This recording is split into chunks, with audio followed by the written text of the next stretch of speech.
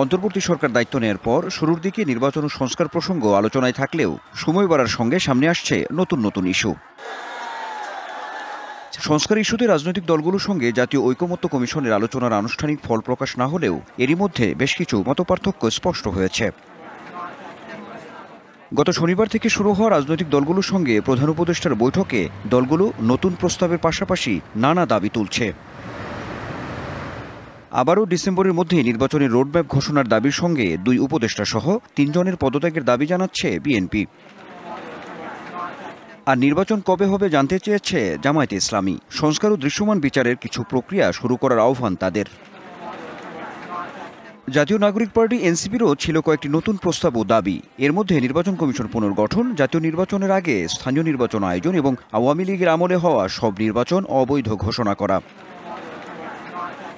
নতুন নতুন প্রস্তাব ও দাবির ফিরিস্তি দেখে রাজনৈতিক দলগুলোর ঐকমত্য নিয়ে সংশয়ে রাজনীতি বিশ্লেষকরা। তাদেরও এটা বোঝা উচিত যে এক সময় না এক সময় সকলের সঙ্গে অ্যাডজাস্ট করতে হবে, সমন্বয় করতে হবে। অন্যথায় এখানে নির্বাচন হওয়া, গণতন্ত্রে উত্তরণ হওয়া বলেন, দেশের স্থিতিশীলতা বলেন, দেশের অর্থনৈতিক অগ্রগতি বলেন, কোনোটাই সম্ভব হবে না। বিএনপি থেকে বলতেছে এরা এনসিপি মাইন্ডেড। আমি সব পার্টিকে বলবো এটা নিয়ে যদি নমনীয়ভাবে গ্রহণ না করে তাহলে ক্রাইসিসটা আরও শার্পেন হবে। বাংলাদেশ যাতে ব্যর্থ রাষ্ট্রে পরিণত না হয় এজন্য রাজনৈতিক দলগুলোকে আরও নমনীয় হওয়ার পরামর্শ বিশ্লেষকদের। পাশাপাশি সরকারকেও দ্রুত সুষ্ঠু নির্বাচন দেওয়ার তাগিদ দেন তারা।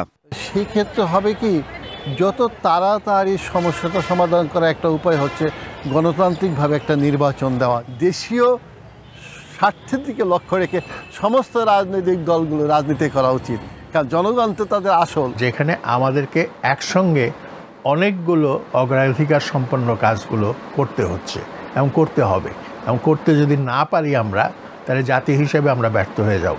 উস্কানিমূলক যেসব স্টেটমেন্ট, বক্তব্য, সেগুলি তাদের পরিহার করে চলা উচিত, কারণ পরিস্থিতিটা অত্যন্ত নাজুক একটা অবস্থাতে আমরা আছি।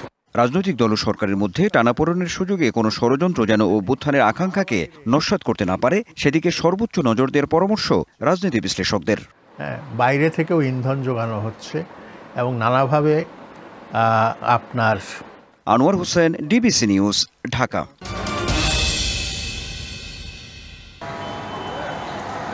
গরমের সময় দেশে বিদ্যুতের গড় চাহিদা 17,000 মেগাওয়াট ছাড়িয়ে যায়। চাহিদা বাড়লে এর যোগান নিশ্চিতে বাড়ে সরকারের চ্যালেঞ্জ।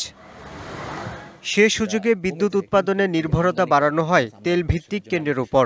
যদিও এইসব কেন্দ্রে বিদ্যুৎ উৎপাদন ব্যয় হয় গ্যাস বা কয়লার তুলনায় প্রায় 3 গুণ। কন্টিনিউয়াস আমদানি নির্ভরতা, এটার কারণে আমাদের আসলে আজকের এই পর্যায়ে আসতে হয়েছে। শুধু যে ডলারের দাম বেড়েছে সেটা না, আমরা হয়তো গ্যাসের যেই এটা ছিল, আমরা যদি গত 1 দশকে গ্যাসের উত্তোলনে যদি আমরা যথেষ্ট বিনিয়োগ করতে পারতাম এবং যথেষ্ট সফলতা পেতাম, তাহলে হয়তো পরিস্থিতিটা আরেকটু অন্যরকম হতো। পিজিসিবির তথ্য বলছে, গেল 16 এপ্রিল তেল ভিত্তিক বিদ্যুৎ কেন্দ্রের উৎপাদন ছিল মোট বিদ্যুতের প্রায় 10%, কিন্তু এ জ্বালানির উৎপাদন ব্যয় ছিল মোট জ্বালানির ব্যয়ের প্রায় 29%।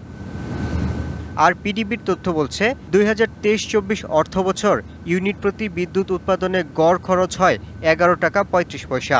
আর এর মধ্যে তেল ভিত্তিক বিদ্যুতের উৎপাদন খরচ প্রতি ইউনিটে ছিল 25 থেকে 26 টাকা। কারণ তেল ভিত্তিক বিদ্যুৎ কেন্দ্র চালালেই এখানে একটা গোষ্ঠীর বেশ ভালো রকমের মুনাফা হয় এবং আমাদের দেশে পাওয়ার সেক্টরের ভর্তুকিটা বেড়ে যায়। তো এই যে জিনিসটা আমরা ভেবেছিলাম যে এই সরকার এসে এটা সমাধান করার চেষ্টা করবে প্রথম দিন থেকেই, কিন্তু আমরা ওরকম কিছুই লক্ষ্য দেখছি না। বাড়তি চাহিদা মেটাতে বাধ্য হয়েই বাড়ানো হয়েছে চড়া দামের তেল ভিত্তিক বিদ্যুৎ উৎপাদন। এটা হবেই, কারণ এটা হচ্ছে যে কারণ আমরা ওই যে বিদ্যুতের গ্যাস কমাই দিছি, ডিমান্ড বের করে ডিমান্ড মিট করতে হলে আমার যদি আমি গ্যাসের যদি চালাতে না পারি, কয়লার যদি আমার এক্সটেন্ড হয়ে যায়, আমার তেলের গোটা তো বাড়তেই হবে। সাশ্রয়ী বিদ্যুতের জন্য তাই নবায়নযোগ্য জ্বালানিতে নজর দেওয়ার তাগিদ বিশ্লেষকদের। তেলের ব্যবহারও থাকবে, কিন্তু সেটাকে র্যাশনালি কমিয়ে আনা, অন্যদিকে নবায়নযোগ্য জ্বালানিকে র্যাশনালি বাড়ানো, দুটোকে ব্যালেন্স যদি করা যায় তাহলে এই 10% বিদ্যুৎ যেটা তেল থেকে এখনও হচ্ছে সেটাকে হয়তো আমরা 4-5% নামিয়ে আনতে পারবো এবং সেক্ষেত্রে অ্যাভারেজ জেনারেশন কস্টটাকে আমরা র্যাশনাল লেভেলে রাখতে পারবো। এখন মোট বিদ্যুতের প্রায় ৩.৫% যোগান আসে নবায়নযোগ্য জ্বালানি থেকে, যার প্রতি ইউনিট উৎপাদন খরচ পড়ে 10 টাকারও কম। Yusuf Rana, DBC news, Dhaka.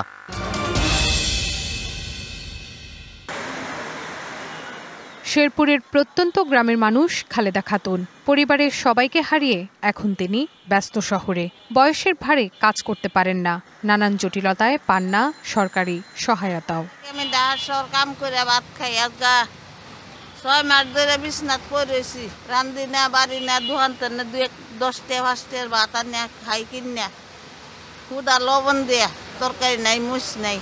মূলত দেশের দরিদ্র ও প্রান্তিক পরিবারগুলোর জন্যই সরকারের আর্থিক প্রণোদনার বরাদ্দ থাকলেও উপকারভোগী শনাক্তে নানা অনিয়মের কারণে তার মতো অনেকেই সুবিধা বঞ্চিত। প্রতি বাজেটে সামান্য ভাতা বাড়ানো হলেও জিডিপির অনুপাতে এ খাতে বিশ্বের সবচেয়ে কম ব্যয় করে বাংলাদেশ। নেতারা খাই পেট ভরবো, আঙ্গরে দিব, আমাকে নিজেটা নিজে কর্ম করে খাইতে হয়। এখানে আমি আছি থাকি, কিন্তু আমরা কিছু পাই না। আমার কেউ সহযোগী করেন না, আঙ্গের ধয় না, যারা পাওয়ার মালিক তারাই পায়। চলতি অর্থ বছরে এ খাতে ১৪০টি কর্মসূচির জন্য বরাদ্দ ছিল ১,৩৬,০২৬ কোটি টাকা। তবে এতে আছে উন্নয়ন বাজেটের বিভিন্ন কর্মসূচিও। ২০২৫-২৬ অর্থ বছরে এসব কর্মসূচিতে কাটছাঁট করা হবে। যদি সেগুলো অপ্রয়োজনীয় হয়, ডেফিনেটলি সেখানে কোনো একটা মেজারমেন্ট নেওয়া হবে যাতে করে সেটা আর না চালু থাকে। কিন্তু আমি যতটুকু শুনেছি বা জানতে পেরেছি, তাতে করে মানে সুরক্ষা কর্মসূচিগুলোকে আরো শক্তিশালী করার জন্য একটা পদক্ষেপ নেওয়া হচ্ছে। আগামী বাজেটে বয়স্ক ভাতা কর্মসূচিতে নতুন করে উপকারভোগী যুক্ত হবে। বিধবা, স্বামী পরিত্যক্তা ও দুস্থ নারী উপকারভোগীর সংখ্যা ও ভাতার পরিমাণ 2 বাড়বে। অনেকগুলো প্রোগ্রাম আছে, সেগুলোকে যাতে আরো ইউনিফাইড করা যায়, আরো ভালোভাবে সেগুলো বাস্তবায়ন করা যায়, সেদিকে লক্ষ্য রাখা হয়েছে। এবং যতটুকু বরাদ্দ দেওয়া হয় সেটা যাতে সঠিক লোকদের কাছে যাওয়া হয়, সেই ব্যাপারেও কিছুটা আগের চাইতে তাগাদা দেওয়া হয়েছে। তবে পরিবর্তিত পরিস্থিতিতে অন্তর্বর্তী সরকারের 3 কর্মপরিকল্পনার একটি সংস্কার হলেও দরিদ্র মানুষের সংস্কারে চোখে পড়া মতো উদ্যোগ দেখছেন না দেবপ্রিয় ভট্টাচার্য। এই সরকার এত সংস্কারের কথা বলে, সংবিধান শুদ্ধ সংস্কার করতে পারে, কিন্তু সাধারণ গরিব মানুষের পক্ষে কাজ করার জন্য প্রশাসনিক ব্যবস্থাপনা কণ্ঠস্বর দিতে পারে না। এইটিই দুঃখের জায়গা। দরিদ্রের জীবনমান উন্নয়নে বেশ কিছু পরামর্শও দেন তিনি। Rifat Tasnuva, DBC news, Dhaka.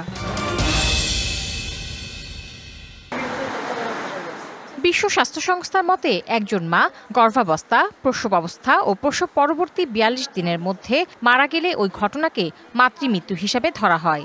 বাংলাদেশে সন্তান জন্ম দিতে গিয়ে যেসব নারী মারা যান তাদের বেশিরভাগই প্রসব পরবর্তী রক্তক্ষরণে মারা যান। এছাড়া গর্ভকালীন খিঁচুনিও এর জন্য দায়ী। বাংলাদেশ পরিসংখ্যান ব্যুরোর ২০২৩ সালের হিসেবে প্রতি লাখে জীবিত শিশু জন্ম দিতে গিয়ে ১৩৬ জন মা মারা যান। বাস্তবে এই হার অনেক বেশি বলে মনে করেন জনস্বাস্থ্যবিদরা। স্বাস্থ্য অধিদপ্তরের এক প্রতিবেদনে উঠে এসেছে ২০২৪ সালে সন্তান জন্মদানের সময় যেসব নারী মারা গেছেন তার মধ্যে প্রায় অর্ধেকের মৃত্যু হয় অতিরিক্ত রক্তক্ষরণে। প্রসূতি ও ধাত্রীবিদ্যা বিশেষজ্ঞ ডাক্তার সামিনা চৌধুরী বলেন, গর্ভকালীন স্বাস্থ্যকেন্দ্রে যে অন্তত 4 বার সেবা নেওয়া খুবই গুরুত্বপূর্ণ। এতে গর্ভে থাকা শিশুর শারীরিক অবস্থা সম্পর্কে জানা যায়। কিন্তু WHO যে তারা আমাদের যে টার্গেট দিয়েছে যে অন্তত 8 বার যেন একজন গর্ভবতী মা ভিজিটে আসে। 4 বার সেবা খুব কমই নিয়েছে, প্রায় অর্ধেকের নিচে নেমে আসছে। অতিরিক্ত রক্তক্ষরণ হয়, তারপরে আসে এক্লাম্পসিয়া। 50%-এর বেশি মাতৃমৃত্যু হচ্ছে এই 2টি কারণে। স্বাস্থ্য খাতে আন্তর্জাতিক সহায়তা কমানোই এরই মধ্যে অনেক দেশে মা, নবজাতক ও শিশু স্বাস্থ্যের জন্য গুরুত্বপূর্ণ পরিষেবা ব্যাহত হচ্ছে। এতে উদ্বিগ্ন বিশেষজ্ঞরা। USAID অর্থায়নটা বন্ধ হয়ে গেল, এতে করে মানে সামগ্রিকভাবে কোনো প্রোগ্রামের ক্ষতি হওয়ার কথা না। প্রাইভেট সেক্টরের সঙ্গে মিলে একটা সমন্বিত পরিকল্পনা করতে হবে। রক্তক্ষরণের ঔষধ, খিঁচুনির ঔষধ, এগুলাকে প্রতিরোধ করা যে ঔষধ দরকার সেগুলো আছে, তো সেগুলাকে ব্যবহার ঠিক মতো করতেছে কিনা আমার ওয়ার্কাররা, সেই জন্য তদারকিটা ভালো করতে হবে। বাল্যবিয়ে কমিয়ে আনলে মাতৃমৃত্যু ঠেকানো সম্ভব হবে বলে মনে করেন এই জনস্বাস্থ্যবিদ। তবে এটার জন্য একটা সমন্বিত পরিকল্পনা করা দরকার। Tahsina Jessy, DBC news, Dhaka.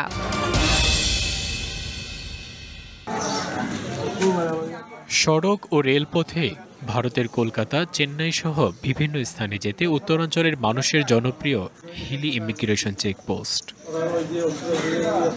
চিকিৎসা, ব্যবসা, শিক্ষা, ভ্রমণ সহ নানা কাজে প্রতিদিন এ পথ দিয়ে 700 থেকে 800 পাসপোর্টধারী যাত্রী যাতায়াত করতেন। বর্তমানে এই সংখ্যা নেমেছে 1 থেকে 150-তে। গেল বছরের 5ই আগস্ট ছাত্র জনতার গণ অভ্যুত্থানের পর ভিসা বন্ধ করে দেয় ভারত সরকার। সম্প্রতি সীমিত পরিসরে মেডিকেল ও স্টুডেন্ট ভিসা দিলেও বন্ধ রয়েছে বিজনেস ও ট্যুরিস্ট ভিসা। ভিসা না পাওয়ায় পণ্যের অভাবে ব্যবসায়ী লোকসান গুনতে হচ্ছে আমদানিকারকদের। ভারতীয় ডেপুটি হাই কমিশনার রাজশাহী মহোদয়কে আমরা আনুষ্ঠানিকভাবে হিলি আমদানি রপ্তানি গ্রুপের পক্ষ থেকে ওনাকে বিষয়টা অবগত করেছিলাম। উনি আশ্বাসও দিয়েছেন যে বিজনেস ভিসাগুলো দেওয়া উনি শুরু করবেন। ইমিগ্রেশনে কর্মরত শ্রমিকরাও পাচ্ছেন না কাজ।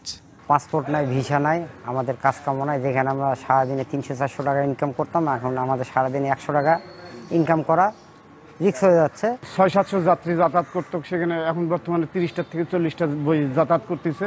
এই রুটটা অনেকেরই জানা। ওই পাশে কিছু আত্মীয় স্বজন আছে বাংলাদেশিদের, এই পাশের বিশেষ করে আত্মীয় স্বজনের বাসায় গিয়ে 1-2 দিন থাকা আর তাদের সাথে দেখা সাক্ষাৎ করার জন্য মূলত এই পোর্টটাকে যাত্রীরা বেছে নেয়। কেবল ট্যুরিস্ট ভিসা নয়, বিজনেস ভিসা চালু করে ব্যবসার স্বাভাবিক গতি ফিরিয়ে আনার জোর দাবি আমদানি ও রপ্তানিকারকদের। DBC news desk. সামান্য বৃষ্টিতেই হাঁটু থেকে কোমর পানিতে তলিয়ে যায় বন্দরনগরী চট্টগ্রাম। দীর্ঘদিন ধরে নগরবাসীর ভোগান্তির অন্যতম বড় কারণ এই জলাবদ্ধতা, যা নিরসনে চট্টগ্রাম সিটি কর্পোরেশন, উন্নয়ন কর্তৃপক্ষ ও পানি উন্নয়ন বোর্ডের 4টি প্রকল্প চললেও মুক্তি মিলছে না। এদিকে নগরীতে দলীয় বৃত্তের বাইরে এসে খাল পুনঃখননে নেমেছে বিএনপি ও জামায়াত ইসলামী। প্রথমে নগরীর গুরুত্বপূর্ণ বীরজা খাল খনন ও পরিষ্কার কার্যক্রম শুরু করে জামায়াত। নিজস্ব অর্থায়ন ও কর্মী সমর্থকদের স্বেচ্ছাশ্রমে এই উদ্যোগ নেয় দলটি। উপদেষ্টা মহোদয়ের সামনে বলেছি যে ভাই আমার কোনো টাকা লাগবে না, আমাদের জনশক্তি, আমাদের জামায়াত ইসলামের কর্মী ভাইরা স্বেচ্ছাশ্রমে সেই রকম একটি কঠিন খাল কর্মসূচি খনন করার জন্য আমরা গ্রহণ করেছি। প্রায় কাছাকাছি সময়ে নাজির খাল ও কালির ছড়া খাল খননের উদ্যোগ নেয় বিএনপি। প্রায় 80 লাখ টাকা ব্যয়ে নিজেদের কর্মীদের নিয়ে এই কর্মযজ্ঞ বাস্তবায়ন করছে তারা। আমরা যেহেতু বিএনপি একটা জনগণের দল, জনগণের ভালোবাসা আমাদের অর্জন করতে গেলে জনগণের জন্য কাজ করতে হবে। আমরা কিন্তু আমাদের নেতা শহীদ রাষ্ট্রপতি জিয়াউর রহমান সাহেবকে আমরা অনুসরণ করতেছি, ওনার কর্মসূচিগুলো আমরা বাস্তবায়ন করি। কেউ কেউ বলছেন ভোটারদের আকৃষ্ট করতে একই রকম কর্মসূচি চালাচ্ছে রাজনৈতিক দল দুটি, যদিও বিএনপি নেতারা বলছেন এটি তাদের রাজনীতির অংশ। খাল খনন কর্মসূচি হচ্ছে বিএনপির রাজনীতির একটি অন্যতম অধ্যায়, যেটা শহীদ প্রেসিডেন্ট জিয়াউর রহমান সাহেব শুরু করেছিলেন। খালের দুপাশে যারা বসবাস করে তাদের দৈনন্দিন স্বাস্থ্য, জীবিকা সবকিছু কিন্তু অনেকটা এখানে নির্ভর করছে। চট্টগ্রাম নগরীতে জলাবদ্ধতা নিরসনে প্রায় 14,000 কোটি টাকার 4টি প্রকল্প দ্রুত বাস্তবায়নে প্রধান উপদেষ্টার নির্দেশে কাজ করছে উচ্চ পর্যায়ের একটি team. Mujibul Haque, DBC news, Chittagong.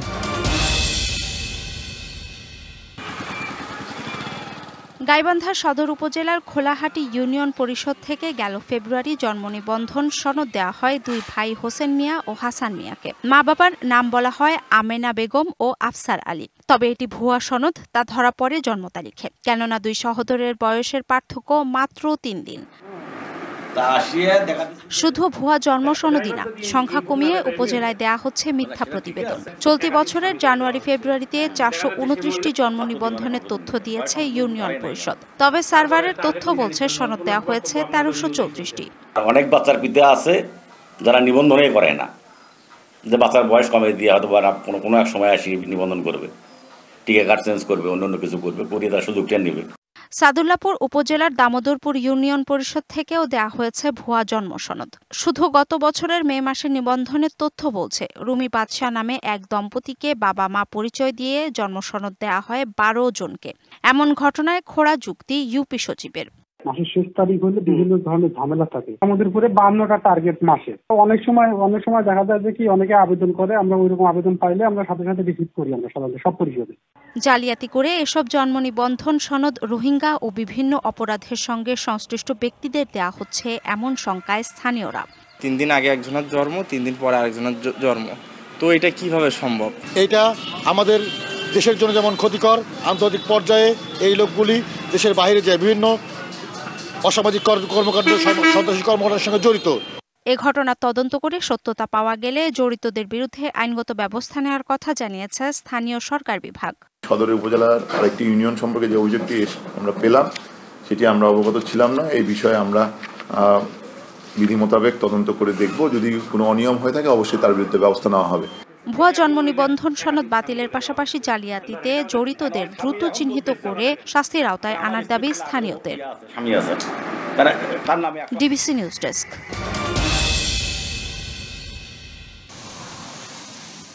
আসন্ন ঈদকে সামনে রেখে গরু লালন পালনে ব্যস্ত ফেনীর খামারিরা।